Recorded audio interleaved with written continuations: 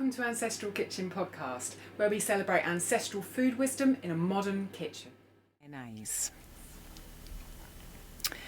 Okay, so the mayonnaise section, if people are looking at the book or the PDF download, it's on page 452. And the mayonnaise section is absolutely amazing. And again, I've got another quote here about mayonnaise from your book, where you say mayonnaise was a popular sauce for pairing with a wide variety of foods, was used in many ways and had abundant variations. Much of this variety has been lost because of the ease of opening a jar. We have become so imprinted on the Hellmann's best food standard flavour that we overlook the delight to be found in fresh homemade mayonnaise. And I grew up with Hellmann's mayonnaise. My mum never made mayonnaise. And the first time I made mayonnaise, I was like, oh my gosh, this is amazing. And, it tastes fresh and alive and, I don't know, creamier and softer and just a completely different food. And I think, well, what are Hellmann's doing to this jar of white stuff, that you buy in the supermarket? And so I loved it that, you've got a whole section in your book that's just completely dedicated to mayonnaise. That made me smile. I was so outraged when I read some of the marketing reasons that they would give that women on their periods shouldn't make mayonnaise because it'll fail every time. Like, I'm sure really? I've made it. I'm sure I've made it. I know. It's I know. So, I like the fact that you can use other oils besides what we use here is the soybean. The rapeseed oil is what's used heavily here, and I don't like rapeseed oil. Which is what's the canola. Canola. I don't like canola oil. I don't think canola oil is a good oil because it's only hexane extracted, which it's a jet fuel. It's like it. Sure, there's some left in it.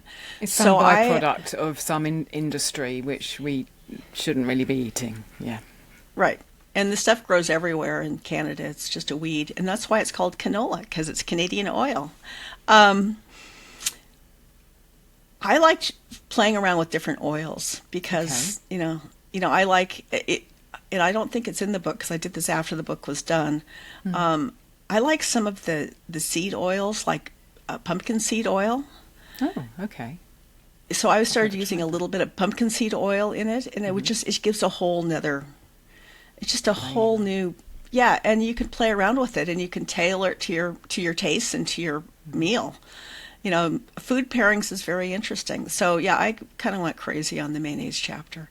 It is in a different format. Yeah. Go on, let's carry on. Oh, it's a different format than the rest of the book because I just kind of list, here's how you do it, and here's a million ways to do it. Yeah, exactly. Because mayonnaise is just such an amazing thing on its own, but it's also such an amazing conduit for so many other flavours. And the list of all the different mayonnaises, you could just go look at that, and then you could make mayonnaise for like 6 months with all the different flavours and try it with all the different foods. It's just amazing.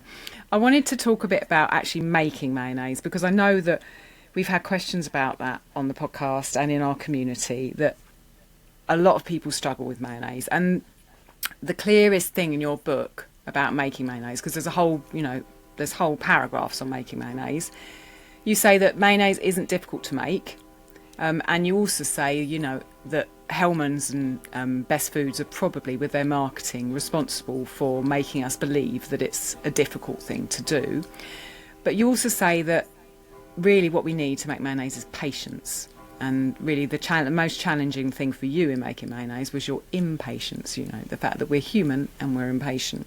And so I wondered if you would give some of your advice, having made all the mayonnaises, to people who are struggling to make mayonnaise.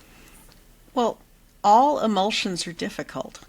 There's a lot of different sauces that are emulsions, and it's making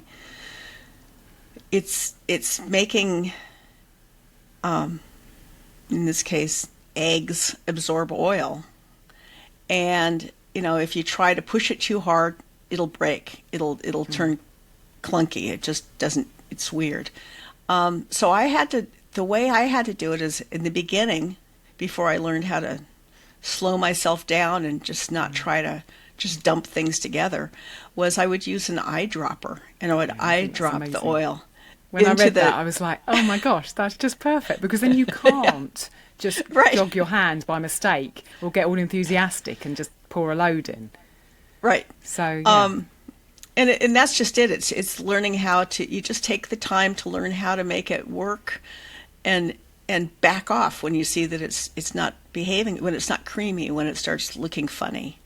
But I think that, I'm an impatient cook anyway, so it's always good for me to. That's why I don't bake, because to me baking is like, I have to measure things.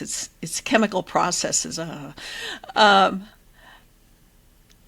think part of it is that you can't cook as if you're starving. You have to stop and give yourself time to imagine the flavors, and it's cooking is it's not an art, it's a soul experience. You really do have to, you just have to let it tell you instead of you tell it. And there's a lot of, it's like baking bread, which I also don't like to do, but when it comes to baking bread, it really matters what the weather is and everything. Everything changes it. Food's a living thing. It isn't just a thing. And we become, the more we become kind of part of it and touch it and feel it, and like you said, the patience. It's almost like the mayonnaise is teaching you to learn patience. Because really, we've all got to learn patience. It's not just you and me. I'm sure that everyone else listening is like that. And mayonnaise can be a routine in which we can learn patience. It can be a method for that. Yep. And it's, it also is, if you're in too much of a rush to make mayonnaise, you don't really need it. Yeah, absolutely. And that was the hardest part for me to learn, because it's like I'm so used to just, I'll just go get the jar. But when I insisted that I only make mayonnaise myself, there were a lot of times I was like, I don't really need it to mix with tuna fish. I'm fine. I'll just eat the tuna fish. And that's the joys of getting older. Yeah, you can slow down. So what oil do you use now for your mayonnaise usually, or do you? I use olive oil. I use olive oil for almost everything. You need a very mild olive oil, because if it's an olive oil that has too much of a bite, that comes through, and I don't like that. Yeah. I have read that if you mix it with a machine, it becomes more bitter. Have you experienced that? I only made it with my... If you'd like to listen to the rest of this conversation, you'll find a link popping up right about now, or it's in the show notes. Do hit subscribe and head over to our podcast tab, where you'll find hundreds of episodes that you can listen to whilst you're washing up, driving, or just working in the kitchen.